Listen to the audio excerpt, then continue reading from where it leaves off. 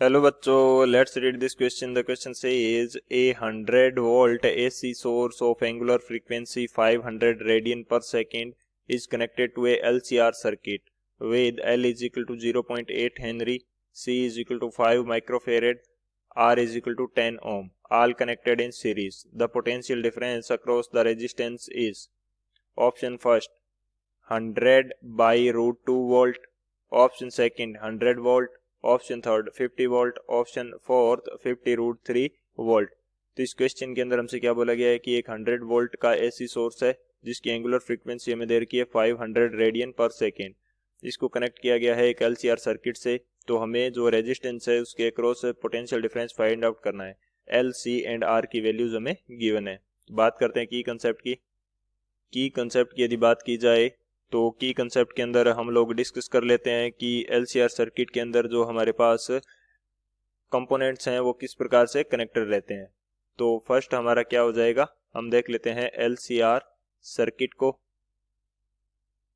LCR circuit, इसके अंदर हमारे पास तीन कंपोनेंट होंगे. एक हमारा क्या हो जाएगा, रेजिस्टेंस हो जाएगा. एक हमारे क्या हो जाएगी, इंडक्टेंस होगा. एंड थर्ड जो है ये हमारा कैपेसिटेंस हो जाएगा.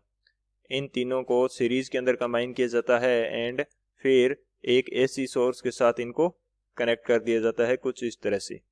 ये हमारा रेजिस्टेंस है आर, ये है इंडक्टेंस एल एंड ये है कैपेसिटेंस सी.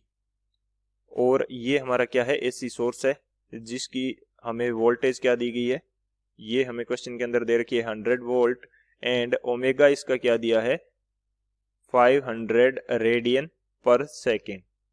तो यहाँ से हमें चाहिए कि सबसे पहले यदि हम फाइंड आउट कर लें कि इसके अंदर जो आई है यानी कि आई आरएमएस वैल्यू ये कितनी होगी, क्योंकि करंट जो होगा ये सभी कंपोनेंट्स के अंदर सेम जाएगा. तो उस करंट के अकॉर्डिंग हम लोग फाइंड आउट कर पाएंगे कि रेजिस्टेंस जो है इसका पोटेंशियल डिफरेंस इसके अक्रॉस कितना है. तो सबसे पहले हम बात करते हैं कि जो आई आरएमएस है वो किस प्रकार से फाइंड आउट करेंगे. तो सेकंड की कंसेप्ट हमारा क्या होगा, आई आरएमएस. तो आई आरएमएस की वैल्यू हमारे पास कितनी हो जाएगी, ये वैल्यू हमारे पास रहती है वी आरएमएस बाई जेड. ये आई आरएमएस एंड वी आरएमएस हमारे पास क्या है, रूट मीन स्क्वायर वैल्यू है ऑफ करंट एंड वोल्टेज की. और जेड हमारे पास क्या है, जेड है हमारे पास इम्पीडेंस इस सर्किट का. इम्पीडेंस बेसिकली टोटल रेजिस्टेंस होता है. एक एलसीआर सर्किट का टोटल जो रेजिस्टेंस है वो हमारे पास क्या कहलाता है, इम्पीडेंस जेड कहलाता है. एंड ये जो इम्पीडेंस है ये जेड किस प्रकार से फाइंड आउट करेंगे, इसकी वैल्यू हमारे पास रहती है R square plus X L minus X C इसका होल स्क्वेयर एंड पूरी वैल्यू का क्या रहता है, रूट रहता है. यहाँ पे एक्स एल हमारे पास क्या है, ये सिंपल वर्ड्स के अंदर बोला जाए तो जो हमारा कोयल है, जो इम्पीडेंस का कोयल हम यूज कर रहे हैं, सॉरी जो इंडक्टेंस का कोयल हम यूज कर रहे हैं उसका रेजिस्टेंस होगा वो एक्सएल से रिप्रेजेंट किया जाएगा. एंड एक्ससी से जो कैपेसिटेंस है उसका जो रेजिस्टेंस होगा वो रिप्रेजेंट किया जाएगा. तो ये हमारे पास इंडक्टिव एंड कैपेसिटिव रेजिस्टेंस को शो करते हैं एक्सएल एंड एक्ससी. तो एक्सएल की वैल्यू किस प्रकार से फाइंड आउट की जाती है, ये हमारे पास होता है ओमेगा इंटू एल. एंड एक्ससी जो है ये हमारे पास होता है 1 बाई ओमेगा इंटू सी. ये वैल्यू रहती है हमारे पास किसकी, एक्स एल एंड एक्स सी की. और ये जो जेड का फॉर्मूला है ये किस कंडीशन के अंदर वैलिड है, जब हमारे पास एक्स एल क्या है, एक्स सी से बड़ा है. यदि एक्स सी हमारे पास ग्रेटर देन एक्स एल हो तो एक्स सी माइनस एक्स एल यहाँ पे यूज करेंगे. तो ये हमारे क्या हो जाएंगे, की कंसेप्ट हो जाएंगे. इन तीनों की कंसेप्ट की हेल्प से इस क्वेश्चन को सॉल्व करते हैं. सॉल्यूशन की यदि बात की जाए तो सॉल्यूशन इस क्वेश्चन के लिए हमारे पास क्या होगा, सबसे पहले हम देख लेते हैं कि जो आर की वैल्यू है ये हमें कितनी देर की है, ये हमारे पास गिवन है 10 ओम. तो अब एक्स एल की वैल्यू फाइंड आउट कर लेते हैं. ये हमारे पास होगी ओमेगा इंटू एल. ओमेगा की वैल्यू है हमारे पास 500 रेडियन पर सेकेंड एंड एल की जो वैल्यू है ये हमारे पास कितनी है 0.8 हेनरी. 0.8 हेनरी. तो जो रेजिस्टेंस निकल के आएगा हमारे पास इसका जो इंडक्टिव रेजिस्टेंस है वो कितनी होगी, या इंडक्टिव रिएक्टेंस कितनी होगी, वो हमारे पास हो जाएगी 400 ओम.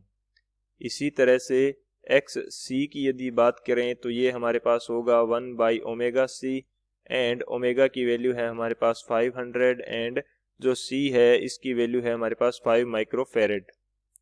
5 माइक्रो को जब चेंज करेंगे तो ये 10⁻⁻⁶ हो जाएगा। ये किसको रिप्रेजेंट करेगा? ये रिप्रेजेंट करेगा हमारे पास एक्स सी को। तो एक्स सी की वैल्यू हमारे पास कितनी होगी? ये हमारे पास हो जाएगी 25 इंटू 10⁻⁻⁴। 25 इंटू 10⁻⁻⁴। तो जब इसको आगे सोल्व करेंगे तो ये वैल्यू हमारे पास कुछ इस तरह से होगी और ये भी कितना आ जाएगा? 400 ओम। ये दोनों रेजिस्टेंस हमारे पास क्या आ रहे हैं? इक्वल आ रहे हैं। इक्वल आ रहे हैं यानी कि XL एंड XC हमारे पास क्या आ रहे हैं? इक्वल। जब ऐसी कंडीशन होती है तो this condition is called as resonance. This is called as resonance. और रेजोनेंस के ऊपर जो हमारा टोटल इंपिडेंस होता है वो कितना होगा? Z हमारे पास क्या रहता है? R² plus XL minus XC का होल स्क्वायर एंड ये पूरी वैल्यू रहती है रूट में। यहाँ पे XL और XC इक्वल है तो ये पूरी वैल्यू क्या हो जाएगी? 0 हो जाएगी और Z की वैल्यू हमारे पास किसके इक्वल आ जाएगी? R के इक्वल आ जाएगी। यानी कि Z यहाँ से कितना आ जाएगा? 10 ओम। तो अब हम लोग फाइंड आउट कर सकते हैं IRMS की वैल्यू। तो IRMS हमारे पास कितना होगा? IRMS हमारे पास रहेगा VRMS बाई Z। VRMS हमारे पास कितना है? VRMS की वैल्यू है हमारे पास, ये हमें क्वेश्चन के अंदर दे रखा है 100 वोल्ट। ये हमें क्वेश्चन के अंदर कितना गिवन है? 100 वोल्ट। VRMS हमारे पास है 100 वोल्ट एंड Z की जो वैल्यू है ये है हमारे पास 10। तो IRMS कितना आएगा? एम्पियर। यानी कि उस सर्किट के अंदर कितना करंट फ्लो हो रहा है? 10 एम्पियर करंट फ्लो हो रहा है। तो अब हम फाइंड आउट कर सकते हैं पोटेंशियल डिफरेंस